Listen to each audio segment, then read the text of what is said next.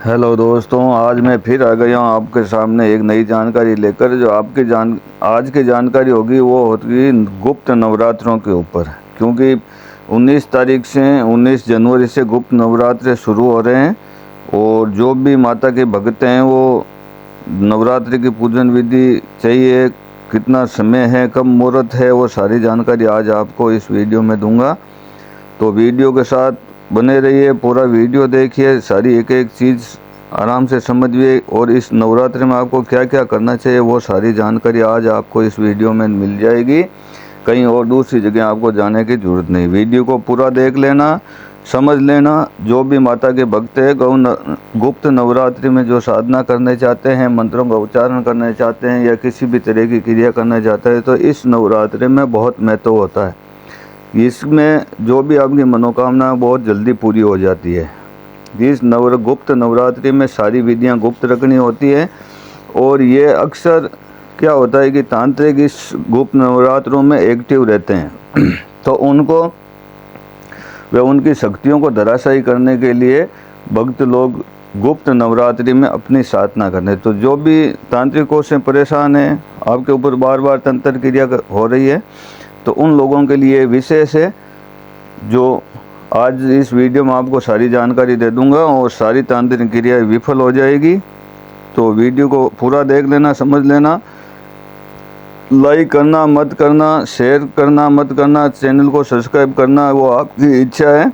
बस इतना ही कहता हूँ कि जो भी भक्त परेशान है वो इस वीडियो को पूरा देख लें और सारी चीज़ें समझकर उस अनुसार आपको इस गुप्त नवरात्रि में माता की पूजा भक्ति करनी है। आप देखेंगे कि नवरात्रि ख़त्म होते होते आपकी अधिकतर समस्याएं वो समाप्त हो जाएगी और कहीं और आपको तकलीफ़ नहीं होगी, ना कहीं भटकने की आवश्यकता होगी। तो चलिए बिना देर किए शुरू करते हैं आज के इस वीडियो को। और आपने समझ लिया कि आज का वीडियो ये गुप्त नवरात्रों में क्या क्या करना चाहिए इसके ऊपर है। तो चलिए शुरू करते हैं।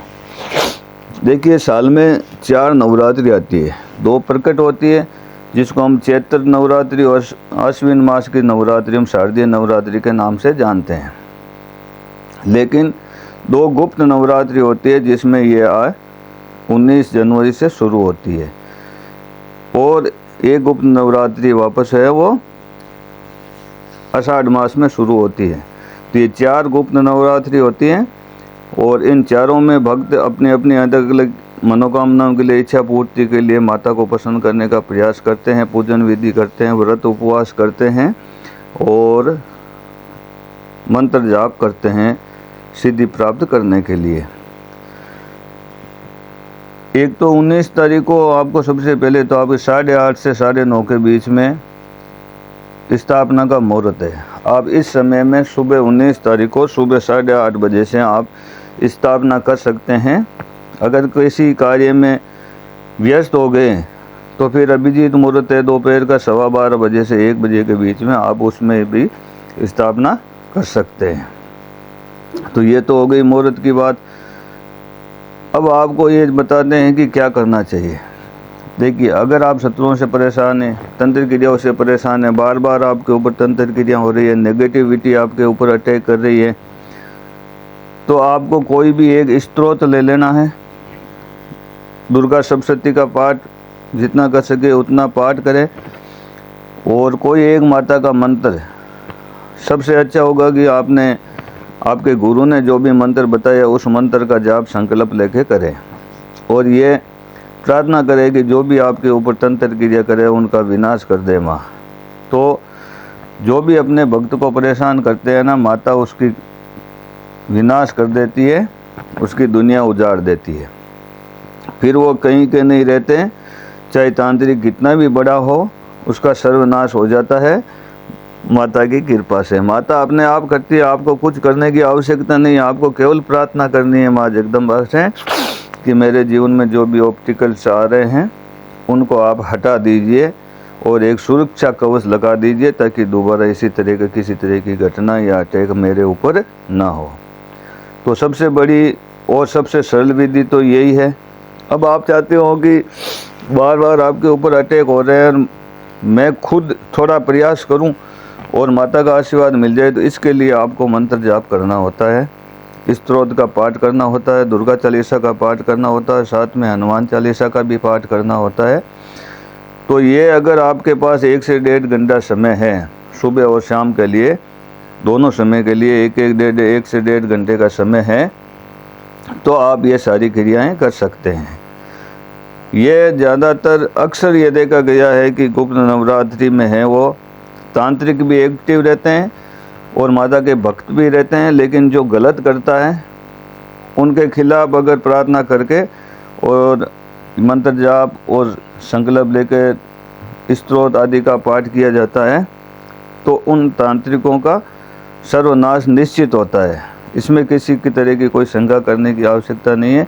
विश्वास होना चाहिए आपको और श्रद्धा होनी चाहिए, और पूर्ण श्रद्धा और विश्वास के साथ माँ दुर्गा का नवरात्रि में गुप्त रूप से पाठ पूजन हवन विधि वो सारी करनी चाहिए।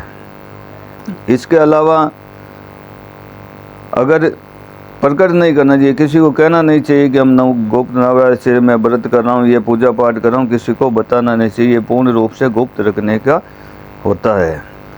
इसके अलावा अगर आप चाहते हो कि और भी ज़्यादा कृपा प्राप्त हो तो आप इसके लिए क्या करें, तो इसके लिए आप ज़्यादा से ज़्यादा मंदिरों के दर्शन कर सकते। जहाँ भी माता के मंदिर हैं या हनुमान जी का मंदिर है, वहाँ जाकर उनके हनुमान जी का मंदिर है, वहाँ हनुमान जी का मंत्र जय श्री राम भी उच्चारण कर सकते हो और हनुमान जी का मंत्र भी उच्चारण कर सकते हो। 5-10 मिनट जितना आपके पास समय है वहाँ बैठकर उन मंत्रों का उच्चारण करें। माँ भगवती के अलग अलग मंदिरों में जाए, जहाँ सिद्ध पीठ हो वो तो और भी अच्छा हो जाता है। लेकिन जहाँ भी माता का मंदिर में जाएं, उस प्रतिमा के सामने, मूर्ति के सामने जाकर प्रार्थना करें कि जो भी मुझे परेशानी हो रही है उनको आप ही हटाओ।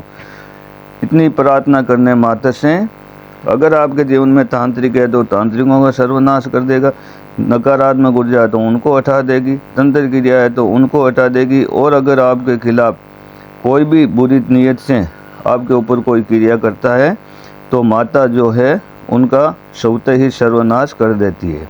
उनको कहीं मुंह दिखाने के लायक नहीं छोड़ती है, उनका सब कुछ मिट जाता है, उजड़ जाता है, उनके पास कुछ नहीं रहता। जय श्री राम, जय माता दी।